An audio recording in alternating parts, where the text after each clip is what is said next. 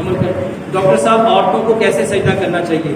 آپ کے ہر سوال کے جواب میں سجدے کی بات ہوتی ہے، اس لیے پوچھا ہے. میرے محترم بھائیو، الحمدللہ ثم الحمدللہ، پیارے پیغمبر جناب محمد صلی اللہ علیہ وآلہ وسلم نے ارشاد فرمایا، اگر لوگوں کو پتہ چل جائے سجدے کی حالت میں کیا ملتا ہے تو کبھی بھی انسان سجدے سے سر نہ اٹھائے، کبھی بھی انسان سجدے سے.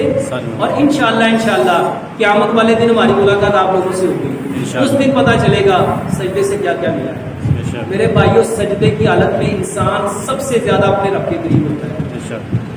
اور بہت ساری بہنیں بھائی سوال کرتی ہیں، بہنیں تو بہت سوال کرتی ہیں کہ ڈاکٹر سجدہ کرنا کیسے چاہیے. میرے محترم بھائیوں، 6 باتیں یاد رکھو، 6 باتیں یاد رکھو.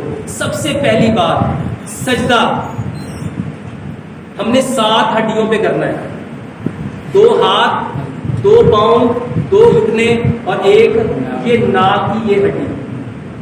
نبی صلی اللہ علیہ وآلہ وسلم کا فرمان ہے، سجدے میں اپنی ناک کو خاک آلود کرو، اپنی ناک کو خاک آلود کرو، اس جگہ کو سجدے میں لگاؤ. دوسرے نمبر پہ، سجدہ کرتے وقت میرے محترم بھائیوں پیٹ کو ران کے ساتھ نہیں لگانا، پیٹ کو ران کے ساتھ نہیں لگانا. تیسرے نمبر پہ آپ کی بغل کی سفیدی نظر آنی چاہیے.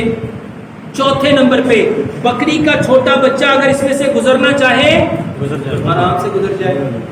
پانچویں بات، آپ کی جو پاؤں کی ایڑیاں ہیں وہ آپس میں ملی ہوئی ہونی چاہیے اور پاؤں کی انگلیاں زمین کے ساتھ چپکی ہونی چاہیے.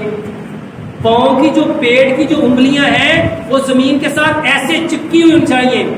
اور چھٹی بات، کتے کی طرح آپ کے بازو زمین پہ نہ لگے. یہ 6 باتیں سجدے میں.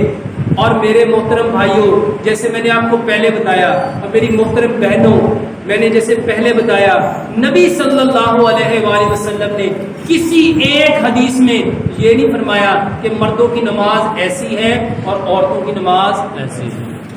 آپ صلی اللہ علیہ وآلہ وسلم نے فرمایا، صلو کما رأیتمونی اصلی، نماز ایسے پڑھو جیسے مجھے محمد صلی اللہ علیہ وسلم کو پڑھتے ہوئے دیکھا ہے، اور نماز میں ہمیں ایسے ہی نماز پڑھنی چاہیے.